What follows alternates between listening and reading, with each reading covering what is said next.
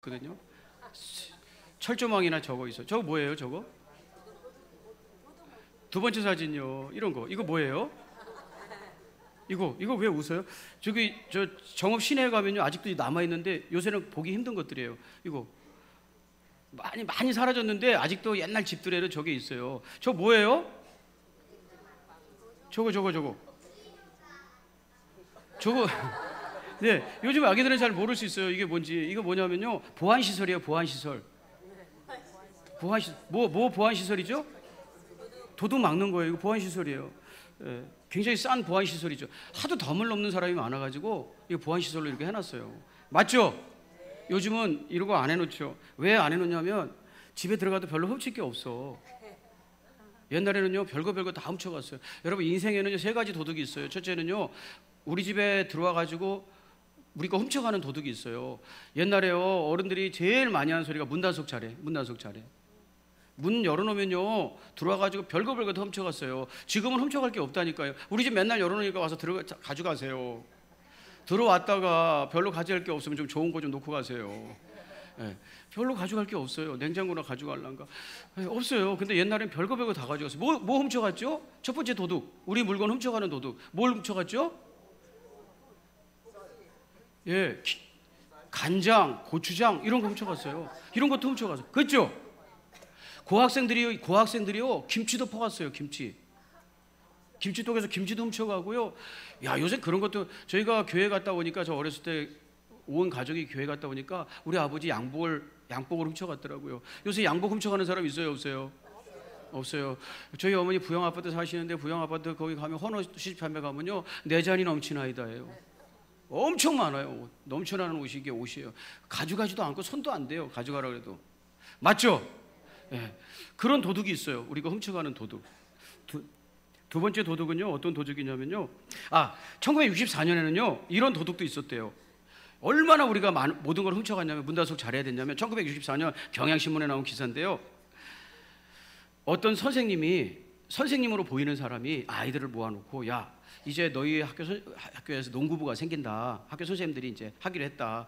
그래서 농구부를 만든다 그러고요. 남자아이들을 모아놓고 체력 훈련을 좀 할 테니까 티셔츠를 다 벗어놓고 저기 보이는 축구골대까지 달려갔다 와라.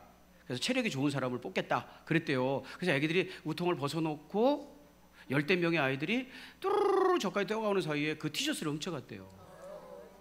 옛날엔 그랬어요. 그런 걸 훔쳐갔어. 그거 요새 훔쳐가요? 안 훔쳐가요? 조도 안 같이 더럽고 냄새 나가지고요. 그런데 그런 걸 훔쳐갔다니까요. 너무 가난하고 없어가지고. 그런 도둑이 있고요. 두 번째 도둑은 누구냐면 여러분 자신이에요. 여러분이에요. 여러분 모두가 도둑이에요. 무슨 도둑인 줄 아세요? 여러분 서리 해보셨잖아요. 서리. 닭, 콩, 참외, 수박 이런 거 주인 없이 막 먹는 거. 저도 어렸을 때 있잖아요. 배고파가지고 무는 뽑아 먹어봤어요. 무 뽑아서 먹고 그랬어요. 이거 다 도둑질이잖아요. 여러분도 다 도둑이에요. 두 번째는요 남의 시간을 뺏는 도둑이에요. 남의 시간을 뺏는 도둑은요 시간 안 지키는 거예요. 예를 들면 10명이 어디 같이 가기로 했는데 한 사람이 30분 늦게 왔어요. 9명이 30분 기다렸어요. 여러분은 시간을 뭐 하찮은 거라고 생각할지 모르지만 그 9명 중에는 시간을 귀중하다고 생각하는 사람도 있을 거 아니에요. 근데 30분을 기다리게 했어요. 9명을. 시간 도둑이잖아요. 모모가 뭐예요? 소설 모모가 시간 도둑 얘기잖아요. 시간 훔쳐가는 사람 얘기잖아요. 네. 여러분도 도둑이라고요. 남 시간 뺏는 거죠. 훔쳐가는 거죠. 세 번째는요 자신의 인생을 낭비하는 도둑이에요. 제가 옛날에 한번 보여드렸죠. 빠삐용 영화. 빠삐용이 꿈을 꾸니까 이렇게 꿈에서 배심원들이 앉아있는데 네, 이렇게 묻죠. 내 죄는 인간이 저지를 수 있는 가장 최악의 죄다. 그게 무슨 죄입니까? 인생을 허비한 것이다. 네, 여러분이 인생을 허비하고 있다면 여러분은 도둑이라는 거예요. 그 값은 죽음이다. 여러분들 다 도둑이에요. 이게 두 번째 도둑이에요. 여러분 세 번째 도둑이 있는데요. 이거부터 얘기하고 넘어갈게요. 여러분 어떻게 하는 게 인생을 낭비하고 사는 겁니까? 어떻게 살고 있으면 인생을 낭비하는 겁니까? 첫째는요, 우유부단해가지고 기회를 놓치는 거예요. 맨날 결정을 못하고 차일피일 미루는 거, 이거 인생 낭비하는 거. 여러분, 결정하고 도전하시기를 축복해요. 두 번째는요, 감사하지 않고 사는 거. 감사하지 않고 사는 인생에 무슨 의미가 있겠습니까? 너무 속상해하고 울고 원망하고만 산다면 그 인생 낭비하는 중이거든요. 감사하고자 않고 사는 거. 자, 세 번째 도둑은요, 세 번째 도둑은 우리의 생명을 도둑질하는 도둑이에요. 요한복음 10장 10절 제가 읽어보겠습니다. 가장 큰 도둑이죠. 도둑이 오는 것은 도둑질하고 죽이고 멸망시키려는 것뿐이요, 그랬어요. 이 도둑은 도둑질을 하여 죽이고 멸망시킨대요. 우리의 생명을 빼앗는 도둑이라는 거예요. 여러분, 이 도둑이 누구냐? 이 도둑이 누구냐? 이 도둑은 무엇을 훔치는가? 이 생명을 훔치는 도둑은 무엇인가? 이것에 대한 대답이 오늘 하나님의 나라에 비유해서 하나님 나라 못 가는 오늘 본문의 사람이에요. 자, 이 도둑은 무엇을 훔치는 도둑이길래 생명을 훔치는 도둑이 되었는가? 여러분, 8장 12절 같이 한번 읽어보겠습니다. 자, 시작.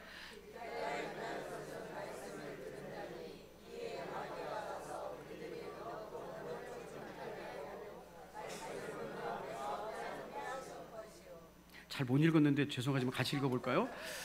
생각해보니까 제가 안 읽고 있어서 사과하고 같이 읽겠습니다. 시작. 길가에 있다는 것은 말씀을 들은 자니 이에 마귀가 가서 그들을 믿어 구원 얻지 못하게 하려고 말씀을 그 마음에서 빼앗는 것이요, 그랬어요. 왜 이 마귀는 하나님의 말씀을 훔쳐가는가? 그렇게 써 있어요. 믿지 못하게 하려고. 여러분 마음속에 하나님의 말씀이 남아있으면 믿음이 생긴다 이 말이에요. 이해가 되시면 아멘. 말씀은, 믿음은 말씀에서 나오는 거니까. 그러니까 그 말씀이 남아있으면 안 되니까 그 말씀을 빼앗는다는 거예요. 믿지 못하게 하려고. 그럼 왜 믿지 못하게 하는가? 믿으면 구원으로 연결되니까. 그 사람이 하나님 말씀을 믿고 그 약속을 신뢰하면 구원의 역사를 이루어지니까 그거 못하게 하려고 하나님의 말씀을 마귀가 훔친다는 거예요. 자, 이해가 되시면 아멘. 그런데 어떻게 마귀가 그럼 아무에게서나 하나님의 말씀을 빼앗을 수 있는가? 아무한테나 가가지고, 여러분 하나님 말씀의 제목이 아무나 내 마음속에, 도둑이 내 마음속에 들어오지 말게 하라는 거예요. 그렇지 않아요. 주님께서는 그렇게 말씀하지 않으셨어요. 오늘 천국의 비유, 하나님의 말씀에 비유하면서 씨는 하나님의 말씀이다 하면서 비유를 하시는데, 그 말씀의 마음에 떨어졌는데 그 하나님의 말씀을 아무에게서나 빼앗을 수 있는 게 아니라는 거예요. 여러분, 도둑이 아무 곳에 나가서 도둑질할 수 있는 게 아니라 도둑이 도둑질할 수 있는 조건이 있는 것처럼 아무에게서나 그 마음에서 하나님의 말씀을 뺏어가는 게 아니라는 거예요. 자, 이해가 되시면 아멘. 특정한 사람에게만 뺏을 수 있다는 거예요. 이 사람이 하나님의 말씀을 뺏기면 그 사람은 믿음을 잃어버리게 되고 믿음이 없는 사람은 구원받지 못한다는 거예요. 자, 어떤 사람에게 마귀는 말씀을 빼앗을 수 있는가? 8장 12절 다시 한번 읽어볼까요? 자, 거기 특정되어 있어요. 말씀을 빼앗기는 사람들이 특정되어 있어요. 자, 읽겠습니다. 시작.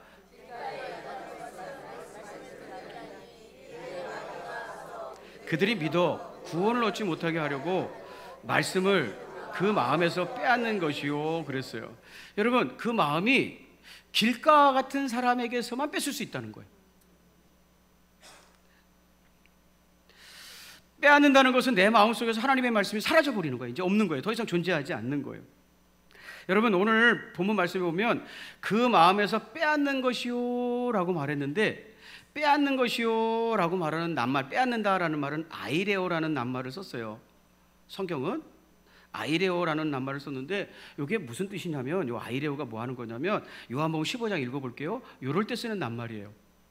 요럴 때, 물은 내게 붙어 있어 열매를 맺지 아니하는 가지는 아버지께서 그것을 제거해 버리신다 할 때 아이레오라는 낱말이 쓰였어요. 버리고 제거해 버리시고 무릇 열매를 맺는 가지는 더 열매를 맺게 하려 하여 그것을 깨끗하게 하시느니라 할 때, 제거한다 할 때 이게 아이레오예요. 아무짝에도 쓸모없으니까 가지를 쳐버리는 거. 그걸 아이레오라고 한단 말이에요. 길가 같은 마음을 가진 사람이라는 건 하나님의 말씀을 아무짝에도 쓸모없는 거라고 생각하고 주고 버려놨기 때문에 마귀가 그럼 내가 가져가도 되지 하는 게 아이레오예요. 그게 빼앗는 거예요. 강제로 막 그렇게 하는 게 아니라 이 사람이 불필요하다고 생각해서 제거하는 것처럼 내 마음속에서 하나님의 말씀을 제거해 놨기 때문에 마귀가 가져가는 거.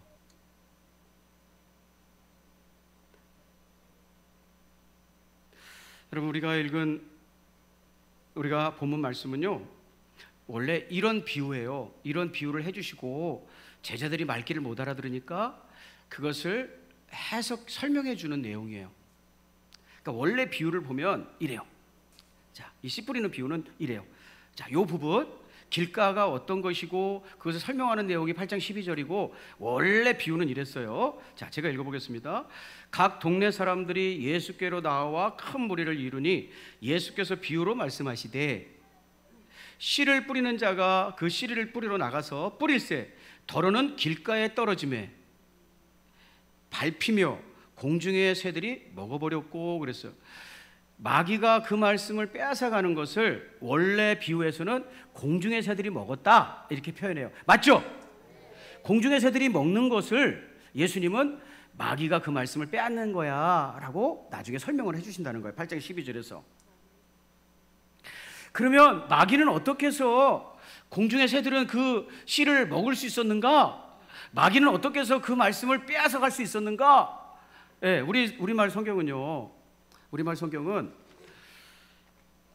문장이 맞춰도 맞춤법도 없고 어떤 문장을 인용해도 인용부호도 없고 쉼표도 없고 그래요. 그래서 그냥 계속 말씀으로 이루어져서 우리가 때로는 문장 구조를 이해하기 참 어려울 때가 있어요. 그래서 제가 오늘 영어는 어떻게 번역을 했는지 보면 여기는 이제 맞춤표도 있고 쉼표도 있고 그러거든요. 자, 이렇게 써 있어요. 자, 왜 공중의 새가 와가지고 하나님의 말씀이 씨를 먹어버릴 수 있었는가? 자, 제가 읽어볼게요. 영어로 이해하고 들으세요. It was trampled on, and the birds of the air ate it up. 공중의 새가 ate it up, 먹어치웠다. 근데 그 앞에 이렇게 되어 있어요. 컴마가 있어요. 컴마. 순표가 있어요. 순표.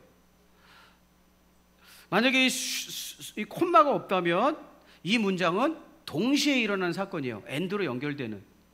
그러니까 이런 거예요. 저 사람은 못생기기도 하고 마음도 나빠. 이건 동시잖아요. 동시. 얼굴도 못생겼는데 마음도 나빠. 이거는 그게 아니고 콤마는 일단 문장을 쉬어가기 위해서 종결하는 거예요. 그러니까 어떤 일이 일어나는 거냐면 트램블드 온이라는 걸 짓밟는다는 거예요. 짓밟어. 그러니까 길가에 말씀을 내가 아무 관심도 안 두니까 사람들이 막 밟고 다니는 거예요. 무관심의 극치죠. 여러분, 밟는다는 거 이게 얼마나 심각한 거냐면요. 트램블돈 마태복음 7장 6절 볼게요. 7장 6절 읽어볼게요. 카타파테오라는 말을 썼는데 카타파테오는 이런 거예요. 거룩한 것을 개에게 주지 말며 너희 진주를 돼지 앞에 던지지 말라. 그들이 그것을 발로 밟고 발로 밟아버리고 돌이켜 너희를 찢어 상하게 할까 염려하라. 여기서 거룩한 것이 짓밟히면 우리가 상한다는 거예요. 우리 영혼이 죽는다는 거예요. 그러니까 여기서 거룩한 것은 우리의 생명과 직결되는 어떤 보물을 얘기해요. 진주라고도 표현하죠. 근데 그것을 개와 돼지는 알아보지 못하는 존재들을 얘기해요. 그것들에게 진주를 줘봐라. 진주를 귀하게 여기겠느냐? 그냥 밟아버릴 것이다. 하찮게 여기고 밟아버릴 것이다. 그러니까 진주를 돼지 앞에 던지지 말라. 너희가 그것이 상하면 돼지가 밟으면 너희 마음이 상하게 되는 것이다. 이렇게 얘기하고 있거든요. 여러분, 왜 마귀는 내 인생에 주어진 하나님의 말씀 함부로 건드릴 수 없잖아요. 하나님의 말씀을 뺏어갈 수 있는가? 공중의 새처럼 먹어버릴 수 있는가? 밟히도록 내버렸기 때문이라는 거예요. 왜 밟히도록 내버려요? 그것이 얼마나 중요한 것인지 모르니까. 그것이 얼마나 가치 있는 것인지 모르니까 그냥 내버렸다는 거예요. 여러분, 여러분의 자녀가 다른 사람들이 밟고 지나가는데 가만히 있습니까? 밟도록 내버려뒀다는 건 그것을 하찮게 여겼다는 거예요. 아무르면 어때? 이렇게 생각했다는 거예요. 그러니까 콧말을 찍고 네가 그렇게 하나님의 말씀을 대한다면 이제는 내가 이거 먹어도 되지, 이런 뜻이에요. 자, 해석에서는 이렇게 되는 거예요. 네가 그렇게 하나님의 말씀이 아무 의미도 없는 거고 가치 없는 것이라고 여긴다면 그럼 이제 내가 가져가도 되지, 그게 빼앗는다예요.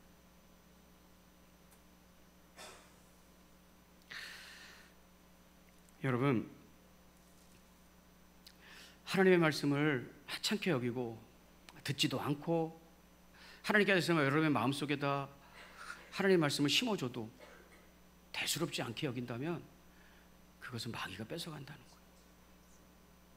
그래서 그에게서 믿을 수 있는 확률을 없애버리고 믿음 때문에 생긴 구원도 없애버린다는 거예요.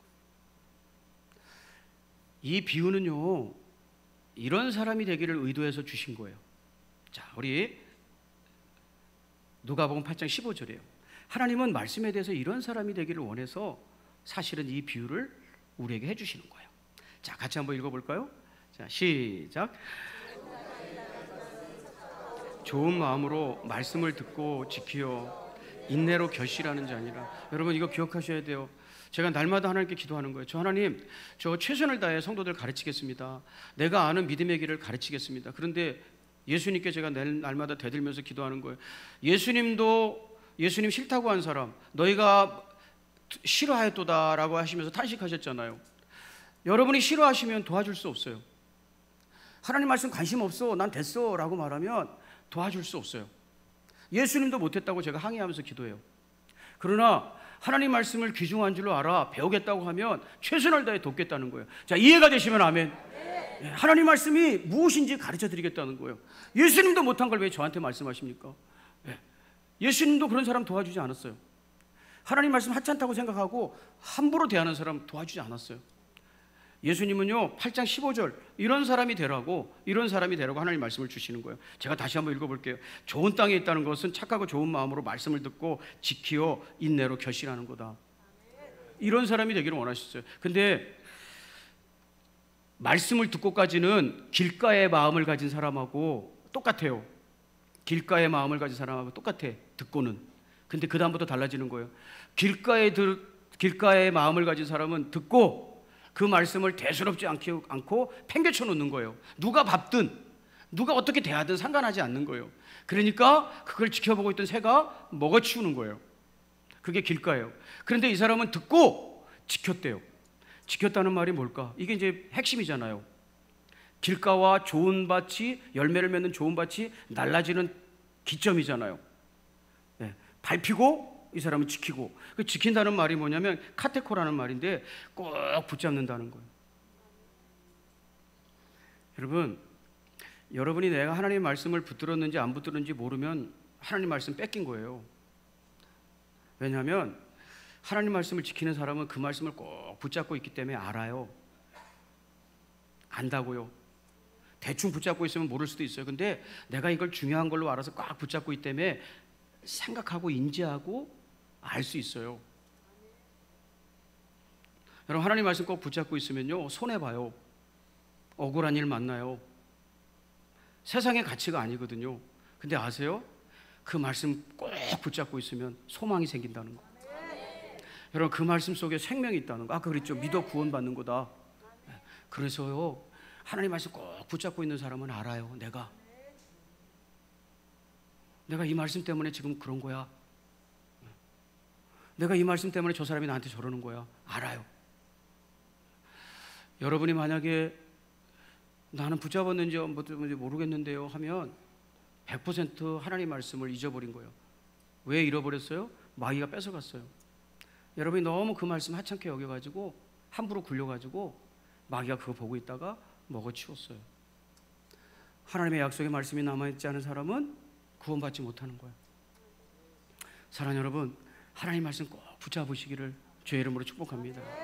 여러분, 새벽에 사람들이 와서 기도해요. IQ가 모자라서 와서 기도하는 게 아니에요.